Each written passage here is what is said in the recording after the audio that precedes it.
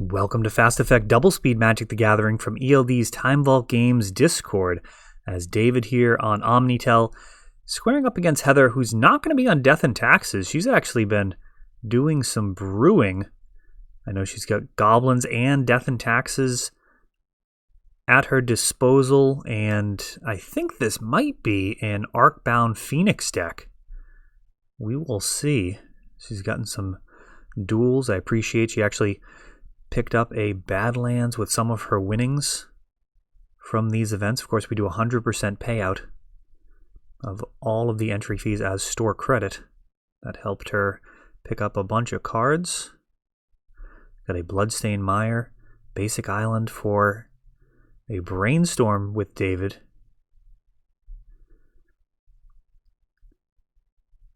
Battle of likely to be 2 combo decks.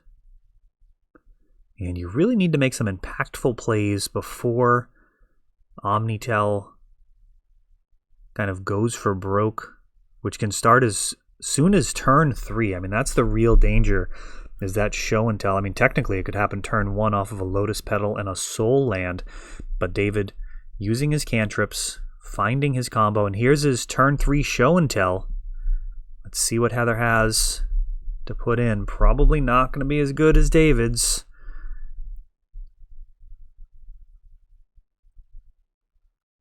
Going to be no permanents put in from Heather, and it's just a Emrakul and an Omniscience and an Emrakul being cast to take an extra turn. So really, all David saw there was a couple of duels and a Sylvan Library. He's not going to be clear what she's playing. I'm not totally clear. I think it's going to be an Arcbound Phoenix deck. Though, I don't know how good Sylvan Library would be in that. Probably not the best. I mean, usually that's just going to be loaded up with cheap spells. Sylvan Library just spoiled today as of the filming of this video as part of the new Commander products that are going to be coming out. The Green Commander series. And also today we did our first Pack War online, so Dylan had bought a VIP booster pack. Nobody bought the same win condition in 7 days, so he actually went head-to-head with the store. You can check that out in the link at the end of the video. Very exciting. We open up 2 packs of VIP boosters, and one person wins all the cards. It's quite a bit of fun. Pack Wars here on Time Vault Games. That's something you can take part in as well. We're looking to do 10 of these Pack Wars. I've set aside some VIP boosters to make it happen. We've got a fetch here into a Thoughtseize. Much stronger opening here against Omnitel. Ooh, Force of Will pitch Cunning Wish. David means some business here. And now an Arkham's Astrolabe, drawing a card. If Heather can follow this up with more discard, she may find herself in an excellent position. Generally, when your opponent is going to Force of Will your Thoughtseize, they are not going to be happy to see any more discard. It's a heavy price to pay to lose 2 cards. But when it comes to something like a single show and tell in your hand, sometimes losing it is essentially losing the game on the spot unless you somehow top deck another one. There are certainly hands that are much more susceptible to discard. And we've got another Thoughtseize, a Brainstorm. This is going to protect David's hand. But one of the challenging things about Omnitel is you actually need at least 2 cards in your hand for the combo. So cantrips here could actually be very important. David may be putting 2 of the best cards on top, and he may be able to ponder into the second one to still go off in the same turn. Another thing to be very careful of is having an Emrakul stranded in your hand in this type of situation. That can be a disaster, as your opponent can make you discard the Emrakul and then shuffle the good cards away from the top of the library. I have done that to people many times over the years. It is pretty brutal. We've got a Spell Pierce going away, leaving a Force of Will and a Baby Teferi. Faithless Looting, able to sneak past this Force of Will pretty easily. And David's still going to have a Force of Will up to prevent perhaps the next discard spell. And Heather, Faithless Looting, does get a Phoenix into the bin, but needing to pass the turn. And now that Teferi coming down with the help of Arkham's Astrolabe and drawing a card. David now fetching.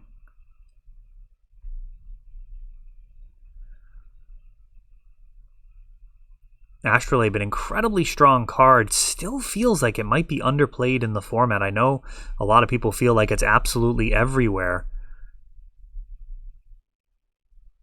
but I think it could actually see some more play. I'm considering running it in a Cloud Post list to more easily enable splashing.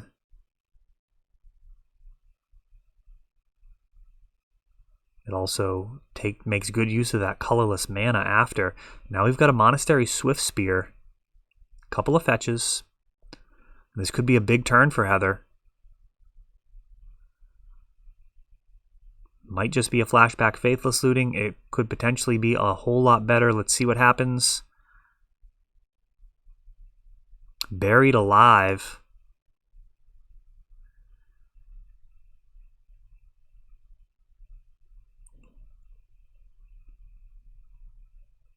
David being put to the test here. He's going to let it resolve. Phoenix, Phoenix, Phoenix.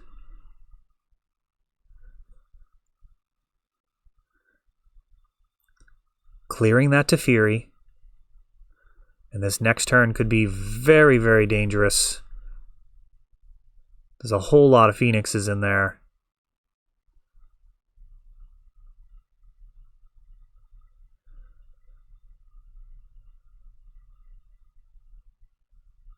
The show and tell has arrived. Emrakul.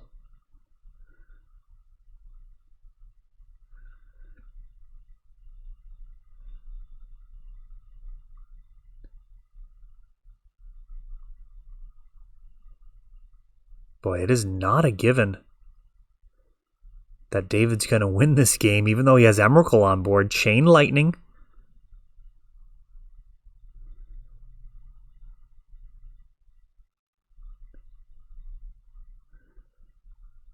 A Lightning Bolt. Land Grant. And that should be bringing back the Phoenixes, right? It's 3 spells, right?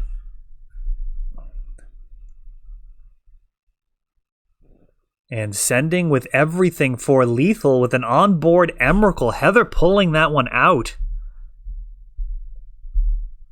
Just checking there on the Phoenix. I haven't actually sleeved that card up, I think, ever. I've played against it a few times.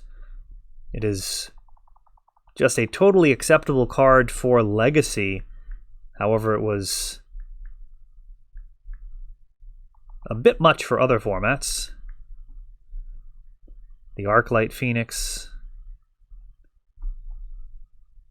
Yeah, 3 or more instants or sorceries. The beginning of combat. Okay, there we go. So, I was thinking that it actually triggered on that 3rd spell, but it's actually just all about going to your combat step after you've played those cards. So that was done totally correct, as Heather manages to win against an onboard Emrakul. I will say, if Heather does see this video, Heather, if you do want to share your list, I'm sure people will be asking about it. I myself am curious if you have any lava darts in there to potentially enable an earlier recursion, be able to Buried Alive, lava dart, or lava dart, and then 2 Phoenixes for some of those turns where you don't quite have a line to get all 3 Phoenixes in. Lotus Petal, along with the Bayou, and passing the turn. And a Mystic Sanctuary coming in tapped. Oh, and a slow start here. Brainstorm again for David.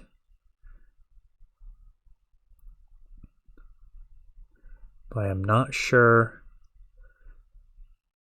what type of early game this Phoenix deck would most enjoy. It feels like you're going to want something like a Monastery Swift Spear down ASAP to start applying pressure and then get that benefit of prowess while you're setting up your finishing blow with the Phoenixes.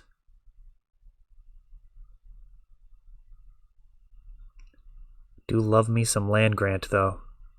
Played that card quite a bit in the early days. And Monastery Mentor. Will this actually be fast enough? It's going to be interesting. A potentially transformational sideboard. Monastery Mentor often played as a way of keeping your opponent honest. And this Lightning Bolt targeting the Mentor. Oh, and Heather not opting to pay for the Spell Pierce. Interesting. Faithless Looting. Really valuing that Lotus Petal at more than the Mentor. A Lightning Bolt. Right now we've got Faithless Looting and Lightning Bolt. Force of Will. And a Pyroblast. Ooh. Very interesting. A single Phoenix coming back.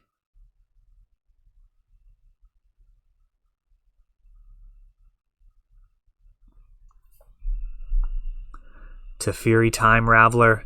It's going to be tough to keep him around. He does prowess the monks. But it is a lot to ask to keep him around for any decent amount of time. And now the monks are turning sideways, doing 4 damage. The Phoenix returned to hand, but not a big task to get it back in the graveyard. I believe there's still a Faithless Looting that can be flashed back, so Heather's going to have some options here. A Dark Ritual, and that is going to help power out a lot of possibilities here. A couple of Phoenixes put in the bin. 2 cards, 2 instants or sorceries played so far. And now a Chain Lightning.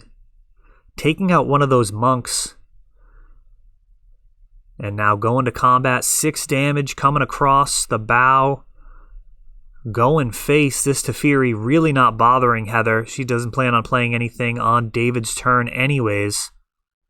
Unless she somehow gets a Red Elemental Blast online, in which case she can take out the Teferi if it comes to that. But it may not come to that, as this is a pretty significant clock. A Cunning Wish. We'll see what type of answer David might have for these Phoenixes. Oh, Heather fetching. Looking to use that Pyroblast. But Teferi is stopping it.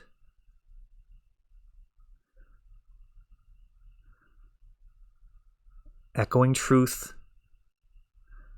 Going to temporarily slow things down, but not for long.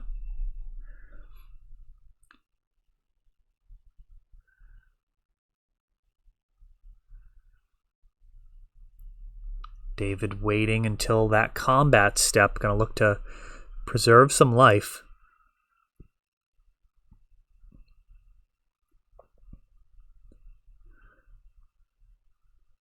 Fetching, and he's going to Echoing Truth.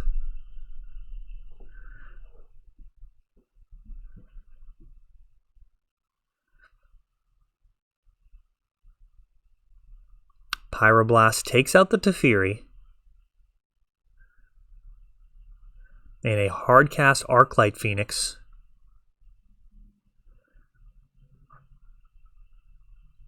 I think I would have liked to have seen a flashback Faithless looting instead of that hard cast on this turn. We'll see how this goes. No, she's just hard casting both of them.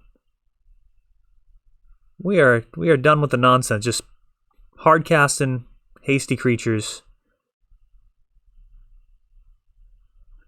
And that is actually going to do it. That final 6 damage, not going to be able to be answered, as sometimes you just hard cast the Phoenixes. That is all for this one, but don't worry, there is a lot more. You can check out our older videos, and we're always putting out new videos from ELD's Time Vault Games in Bellingham, Massachusetts. If you want to help the channel, of course, you can like, subscribe, share, tap that notification bell so you can know the next time our new videos come out. Thanks for watching.